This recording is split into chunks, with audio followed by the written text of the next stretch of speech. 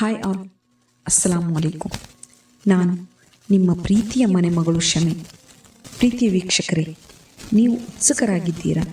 ಒಂದು ನಮಾಜಿಗೆ 70 ಪಟ್ಟು ನಮಾಜ್ ಮಾಡಿದ ಪ್ರತಿಫಲವಿರುವ ತಿಂಗಳು, ಒಂದು ಜಿಕ್ರಿಗೆ 70 ಜಿಕ್ರು ಹೇಳಿದ ಪ್ರತಿಫಲವಿರುವ ತಿಂಗಳು, ಒಂದು ಉತ್ತಮ ಕಾರ್ಯಕ್ಕೆ 70 ಪಟ್ಟು ಪ್ರತಿಫಲವಿರುವ ತಿಂಗಳು, ಸ್ವರ್ಗದ ಬಾಗಿಲು ತೆರೆಯಲ್ಪಟ್ಟ ತಿಂಗಳು, ಕುರ್ಆನ್ ಅವತೀರ್ಣಗೊಂಡ ತಿಂಗಳು, ತಿಂಗಳುಗಳ ರಾಜ ರಂಜಾನ್ ಆಗಮಿಸುತ್ತಿದೆ. ಈ ರಂಜಾನಿನಲ್ಲಿ ಕುರ್ಆನ್, ನಮಾಜ್, ಜಿಕ್ರ್, ದುವಾ, ದಾನ, ಧರ್ಮವನ್ನು ಹೆಚ್ಚಿಸೋಣ ಇನ್ಶಾಅಲ್ಲಾ. ಇಂತಹ ಮಹತ್ವವಿರುವ ರಂಜಾನ್ ಪ್ರಾರಂಭವಾಗುವ ಮುಂಚೆ ರಂಜಾನಿನ ಉಪವಾಸದ ಬಗ್ಗೆ ತಿಳಿದುಕೊಳ್ಳಬೇಕಾದ ಮಾಹಿತಿಗಳು. ಮುಸ್ಲಿಮರ ಪಾಲಿಗೆ ಅತ್ಯಂತ ಪವಿತ್ರವಾಗಿರುವ ಮಾಸ ಅಂದರೆ ರಂಜಾನ್ ಅಥವಾ ರಮಲಾನ್. ಚಂದ್ರನ ಚಲನೆಯನ್ನು ಆಧರಿಸಿದ ಇಸ್ಲಾಮಿಕ್ ಕ್ಯಾಲೆಂಡರ್ ಪ್ರಕಾರ 9ನೆಯ ತಿಂಗಳಾಗಿರುತ್ತದೆ ರಂಜಾನ್. ವಾಸ್ತವವಾಗಿ ಈ ತಿಂಗಳಲ್ಲಿ ಹಗಲಿನ ಸುಮಾರು 14 ಗಂಟೆ ಉಪವಾಸವಿರುವುದು ರಂಜಾನ್ ಮಾಸದ ಆಚರಣೆಯ ಒಂದು ಭಾಗವಷ್ಟೇ ಹೊರತು ಉಪವಾಸವೇ ಆಚರಣೆಯಲ್ಲ. ಇಲ್ಲಿ ಮನಸ್ಸನ್ನು ಹತೋಟಿಯಲ್ಲಿಟ್ಟುಕೊಂಡು ದೇಹದ ಹಸಿವು, ಕಾಮ, ಕೆಟ್ಟ ಬಯಕೆಯನ್ನು ಮನಸ್ಸಿನಲ್ಲಿ ಮೊಳೆಯದಂತೆ ಮಾಡಿ ಶುದ್ಧೀಕರಿಸುವುದೇ ಪ್ರಮುಖ ಉದ್ದೇಶ. ಸೂರ್ಯೋದಯಕ್ಕೂ ಸುಮಾರು 1.5 ಗಂಟೆ ಮೊದಲೇ ಊಟ ಮಾಡಿ ಇಂದಿನ ದಿನ ನಾನು ಉಪವಾಸವಿರುತ್ತೇನೆ ಎಂದು ಅಲ್ಲಾಹನಲ್ಲಿ ಮನವಿ ಮಾಡಿಕೊಂಡು ಮುಂದಿನ 14 ಗಂಟೆಗಳ ಕಾಲ ಮಾನಸಿಕವಾಗಿ ಯಾವುದೇ ಪ್ರಲೋಭನೆಗೆ ಒಳಗಾಗದೆ ಸೂರ್ಯಾಸ್ತಮದವರೆಗೂ ಕುರ್ಆನ್ ಪಠಣ, ಪ್ರಾರ್ಥನೆ, ದಾನ ಮತ್ತಿತರ ಕೆಲಸಗಳನ್ನು ನಮ್ಮ ನಿತ್ಯದ ಕೆಲಸಗಳೊಂದಿಗೆ ಆಚರಿಸುವುದೇ ನಿಜವಾದ ಉಪವಾಸವಾಗಿರುತ್ತದೆ. ಒಂದು ವೇಳೆ ನೆನಪಿಲ್ಲದೆ ಊಟ ಮಾಡಿದರೂ ಆ ಉಪವಾಸ ಸ್ವೀಕೃತವಾಗುತ್ತದೆ.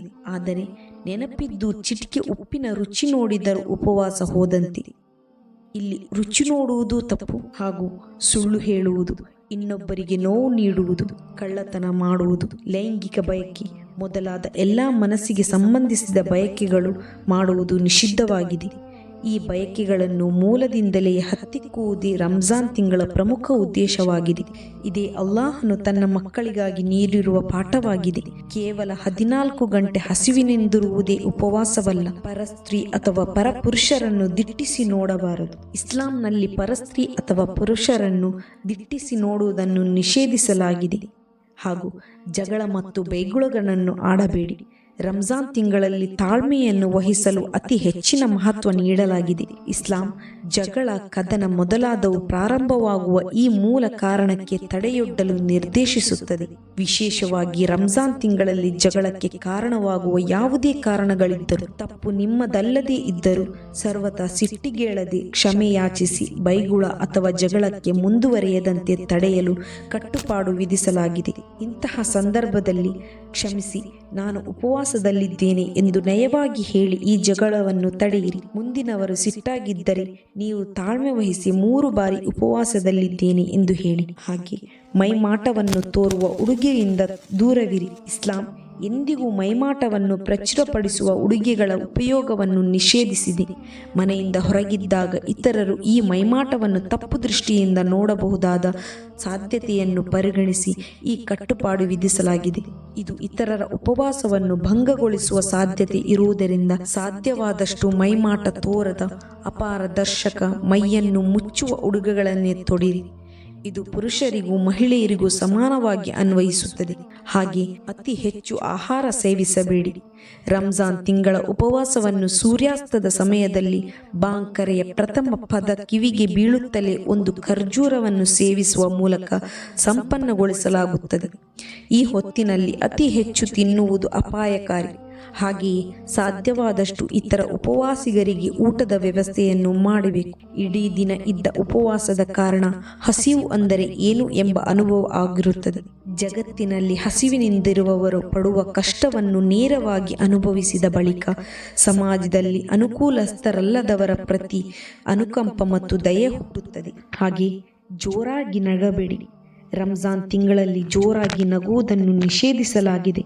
ಯಾಕೆಂದರೆ ಜೋರಾಗಿ ನಗುವ ಸಂದರ್ಭ ಇನ್ನೊಬ್ಬರನ್ನು ಹೀಯಾಳಿಸುವ ಬಯಕೆಯಾಗಿರುವುದರಿಂದ ಜೋರಾದ ನಗುವಿನ ಕಾರಣ ಅನೈಚ್ಛಿಕವಾಗಿ ಇನ್ನೊಬ್ಬರಿಗೆ ನೋವುಂಟು ಮಾಡಬಹುದು. ಪ್ರವಾದಿ ಸಲ್ಲಲ್ಲಾಹು ಅಲೈಹಿ ವಸಲ್ಲಮರು ರಂಜಾನ್ ತಿಂಗಳಲ್ಲಿ ಕೇವಲ ಮಂದಹಾಸ ಮತ್ತು ಮುಗುಳ್ನಗೆ ಬೀರುತ್ತಿದ್ದರೆ ಹೊರತು ಎಂದು ಗಹಗಹಿಸಿ ನಗುತ್ತಿರಲಿಲ್ಲ. ನಗುವ ಸಂದರ್ಭ ಬಂದಾಗ ಚಿಕ್ಕ ಧ್ವನಿಯಲ್ಲಿ ಅಥವಾ ಮುಗುಳ್ನಗೆಯ ಮೂಲಕ ಭಾವನೆಗಳನ್ನು ವ್ಯಕ್ತಪಡಿಸುವುದು ಉತ್ತಮ. ಹಾಗೆ ಊಟ ಮಾಡುವ ಬಯಕೆಯನ್ನು ಹತ್ತಿಕ್ಕಿರಿ. ರಂಜಾನ್ ತಿಂಗಳ ಉಪವಾಸದ ಅವಧಿಯಲ್ಲಿ ಊಟ ಮಾಡುವುದಿರಲಿ. ಊಟದ ಬಗ್ಗೆ ಕಲ್ಪಿಸಿಕೊಂಡರೂ ಉಪವಾಸ ಹೋದಂತೆ. ಏಕೆಂದರೆ ರಂಜಾನ್ನ ಉಪವಾಸದ ಮುಖ್ಯ ಉದ್ದೇಶವೇ ಮನಸ್ಸಿನ ಬಯಕೆಗಳನ್ನು ಹತ್ತಿಕ್ಕುವುದು. ಊಟದ ಅಥವಾ ರುಚಿಯನ್ನು ಕಲ್ಪಿಸಿ ನಾಲಿಗೆಯಲ್ಲಿ ನೀರೂರಿದರೆ ಉಪವಾಸ ಹೋದಂತೆ. ಆದ್ದರಿಂದ ಆಹಾರದ ಬಗ್ಗೆ ಕಲ್ಪನೆ ಬರುತ್ತಲೇ ನಿಮ್ಮ ಮನಸ್ಸನ್ನು ಇತರ ಕಡೆ ಹೊರಳಿಸುವುದು ಉತ್ತಮ. ನಿಮ್ಮ ಮೊಬೈಲ್ನಲ್ಲಿ ಏನಾದರೂ ಸಂದೇಶ ಬಂದಿದೆಯೇ ಎಂದು ಪದೇ ಪದೇ ಎತ್ತಿ ನೋಡುತ್ತಿರುವಷ್ಟು ಮೊಬೈಲ್ಗೆ ದಾಸರಾಗಿದ್ದೀರಾ? ಹಾಗಾದರೆ ಈ ಕಟ್ಟುಪಾಡನ್ನು ನಿಮಗೆ ನೀವೇ ವಿಧಿಸಿಕೊಳ್ಳಿ. ಯಾವಾಗ ಮೊಬೈಲ್ ಕೈಯಲ್ಲೆತ್ತಿಕೊಳ್ಳುವ ಬಯಕೆಯಾಗುತ್ತದೆಯೋ ಆಗ ದೇವರ ಸ್ತುತಿಯನ್ನು ಅಥವಾ ನಿಮಗಿಷ್ಟವಾದ ಬೇರೆ ಕಾರ್ಯವನ್ನು ಮನಸ್ಸಿನಲ್ಲಿ ಪ್ರಾರಂಭಿಸಿ. ಒಂದೇ ದಿನದಲ್ಲಿ ಈ ಚಟ ಹತೋಟಿಗೆ ಬರುವುದು ಕಂಡುಬರುತ್ತದೆ. ರಂಜಾನ್ ಉಪವಾಸ ನಮ್ಮ ಮನಸ್ಸನ್ನು ಹೇಗೆ ದೃಢೀಕರಿಸುತ್ತದೆ ಎಂಬುದಕ್ಕೆ ಇದಕ್ಕಿಂತ ದೊಡ್ಡ ಪುರಾವೆ ಬೇಕಾಗಿಲ್ಲ. ಹಾಗೆ ತೂಕ ಇಳಿಸುವ ಬಯಕೆಯಿಂದ ಉಪವಾಸವಿರಬೇಡಿ. ಉಪವಾಸವಿರುವುದರಿಂದ ತೂಕವನ್ನು ಇಳಿಸಿಕೊಳ್ಳಬಹುದು ಎಂಬ ಹೆಚ್ಚಿನವರು ತಿಳಿದುಕೊಂಡಿದ್ದಾರೆ. ಆದರೆ ಇದು ಪೂರ್ಣವಾಗಿ ಸತ್ಯವಲ್ಲ. ಉಪವಾಸವಿರುವುದರಿಂದ ನಮ್ಮ ದೇಹದಲ್ಲಿ ಶೇಖರವಾಗಿದ್ದ ಕೊಬ್ಬನ್ನು ಕೊಂಚ ಮಟ್ಟಿಗೆ ಕಡಿಮೆ ಮಾಡಿಸಬಹುದು. ಆದರೆ ಈ ಪರಿಯ ಉಪವಾಸ ಸರ್ವಥಾ ಸಲ್ಲದು. ರಮಜಾನಿನ ಉಪವಾಸವೆಂದರೆ ಅಲ್ಲಾಹನು ನಿರ್ದೇಶಿಸಿರುವ ರೀತಿಯಲ್ಲಿಯೇ ಕೈಗೊಂಡು ಮನಸ್ಸನ್ನು ಶುದ್ಧಗೊಳಿಸುವುದು ಮತ್ತು ಪ್ರಾರ್ಥನೆ, ದಾನ, ಪಠಣ, ಪ್ರವಚನ ಮೊದಲಾದವುಗಳ ಮೂಲಕ ಅಲ್ಲಾಹನ ಅನುಗ್ರಹಕ್ಕೆ ಪಾತ್ರನಾಗುವ ಉದ್ದೇಶವಿಟ್ಟುಕೊಂಡು ಕೈಗೊಂಡ ಉಪವಾಸ ಮಾತ್ರ ಕೃಪೆಗೆ ಪಾತ್ರವಾಗುತ್ತದೆ. ತೂಕ ಇಳಿಸುವ ನಿಟ್ಟಿನಲ್ಲಿ ಬಲವಂತವಾಗಿ ಕೈಗೊಂಡ ಉಪವಾಸ ಕೇವಲ ಒಣ ಪ್ರತಿಷ್ಠೆ ಮಾತ್ರ. ಹಾಗೆ ಉಪವಾಸದ ಅವಧಿಯಲ್ಲಿ ಯಾವುದೇ ಲೈಂಗಿಕ ಬಯಕೆ, ಲೈಂಗಿಕ ಚಟುವಟಿಕೆ ಅಥವಾ ದೈಹಿಕ ಸಂಪರ್ಕವನ್ನು ಕಡ್ಡಾಯವಾಗಿ ನಿಷೇಧಿಸಲಾಗಿದೆ. ಲೈಂಗಿಕ ಕಾಮನೆಗಳನ್ನು ಉಪವಾಸದ ಅವಧಿಯಲ್ಲಿ ಮನದಲ್ಲಿ ಮೂಡದಂತೆ ನೋಡಿಕೊಳ್ಳುವುದೇ ಉಪವಾಸದ ನಿಜವಾದ ಉದ್ದೇಶವಾಗಿದೆ. ಹೀಗೆ ಮನಸ್ಸು ಶುದ್ಧೀಕರಿಸಿ ಉಪವಾಸ ಆಚರಿಸಿದರೆ ನಮ್ಮ ದೇಹಕ್ಕೆ ಹಾಗೂ ಮನಸ್ಸಿಗೂ ಒಳ್ಳೆಯದು. ಯೋಶಿನೋರಿ ಓಸುಮಿ ಎಂಬ ವಿಜ್ಞಾನಿಗೆ ನೊಬೆಲ್ ಪುರಸ್ಕಾರವನ್ನು ನೀಡಲಾಗಿದೆ. ಏಕೆ ಗೊತ್ತಾ? ಅವರು ಕ್ಯಾನ್ಸರನ್ನು ಗುಣಪಡಿಸಬಹುದಾದ ಚಿಕಿತ್ಸೆಯ ಸಾಧ್ಯತೆಯನ್ನು ಕಂಡುಹಿಡಿದಿರುತ್ತಾರೆ. ಇನ್ನು ಸ್ವಲ್ಪ ವಿವರಿಸಿ ಹೇಳುತ್ತೇನೆ ಕೇಳಿ. ಯಾವ ಚಿಕಿತ್ಸೆಯಿಂದ ಕ್ಯಾನ್ಸರ್ ರೋಗವನ್ನು ಗುಣಪಡಿಸಬಹುದು ನಿಮಗೆ ಗೊತ್ತಾ? ಯಾವಾಗ ನಾವು ಹಸಿವಿನಿಂದ ಖಾಲಿ ಹೊಟ್ಟೆಯಲ್ಲಿರುತ್ತೇವೆಯೋ ಆಗ ನಮ್ಮ ಶರೀರದಲ್ಲಿರುವ ನ್ಯೂಟ್ರಿಯನ್ಸ್ ಮುಗಿಯುತ್ತಿರಬೇಕಾದರೆ ಸತ್ತ ಜೀವಕೋಶಗಳನ್ನು ಜೀವಂತ ಜೀವಕೋಶ ತಿನ್ನಲು ಶುರು ಮಾಡುತ್ತದೆ ಮತ್ತು ಆ ಜೀವಕೋಶಗಳು ದುರಸ್ತಿ ಮತ್ತು ನವೀಕರಣ ಪ್ರತಿಕ್ರಿಯೆಯನ್ನು ಪ್ರಾರಂಭಿಸಲು ಅನುವು ಮಾಡಿಕೊಡುತ್ತದೆ. ಇದನ್ನು ಆಟೋಫೇಗಿ ಎಂದು ಹೇಳುತ್ತಾರೆ.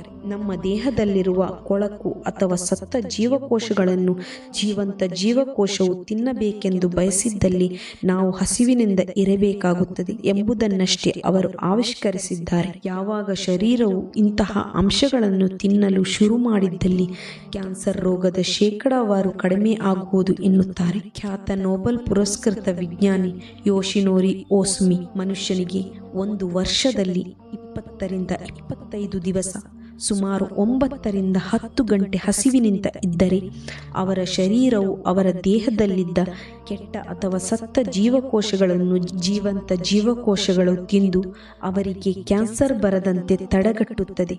ವಾಹ್, ಸುಬ್ಹಾನಲ್ಲಾ. ಮುಸಲ್ಮಾನರು ಎಲ್ಲ ವರ್ಷ 1 ತಿಂಗಳ ಪೂರ್ತಿ ಅಂದರೆ 30 ರಿಂದ 31 ದಿನಗಳು ಸುಪ್ರಭಾತದಿಂದ ಸಂಧ್ಯಾ ಸಮಯ ಅಂದರೆ ಸರಿಸುಮಾರು 12 ರಿಂದ 13 ಗಂಟೆಯವರೆಗೂ ಕಡ್ಡಾಯವಾಗಿ ಹಸಿವಿನಿಂದಲೇ ಇರಬೇಕು, ಅರ್ಥಾತ್ ವ್ರತಾಚರಣೆ ಮಾಡಲೇಬೇಕು. ಯಾ ರಸೂಲಲ್ಲಾ, ವರ್ಷಗಳು ಕಳೆದರೇನಂತೆ ತಾವು ಕಡ್ಡಾಯಗೊಳಿಸಿದ ಉಪವಾಸದ ಒಳ ಮರ್ಮಗಳು ವೈಜ್ಞಾನಿಕ ಹಾಗೂ ಶಾಸ್ತ್ರೀಯವಾಗಿ ಪ್ರಪಂಚದ ಹೃದಯವನ್ನು ಗೆಲ್ಲುತ್ತಲೇ ಇರಬೇಕು ಇನ್ಶಾ ಅಲ್ಲಾಹ್. ಅಸ್ಸಲಾತು ವಸ್ಸಲಾಮು ಅಲೈಕ ಯಾ ಸಯ್ಯದಿ ಯಾ ರಸೂಲಲ್ಲಾ. ಇಂತಹದ್ದೇ ಇಸ್ಲಾಮಿಕ್ ವಿಡಿಯೋಗಳಿಗಾಗಿ ಸಬ್ಸ್ಕ್ರೈಬ್ ಮಾಡಿ ಹಾಗೂ ಬೆಲ್ ಐಕನ್ ಅನ್ನು ಪ್ರೆಸ್ ಮಾಡಿ.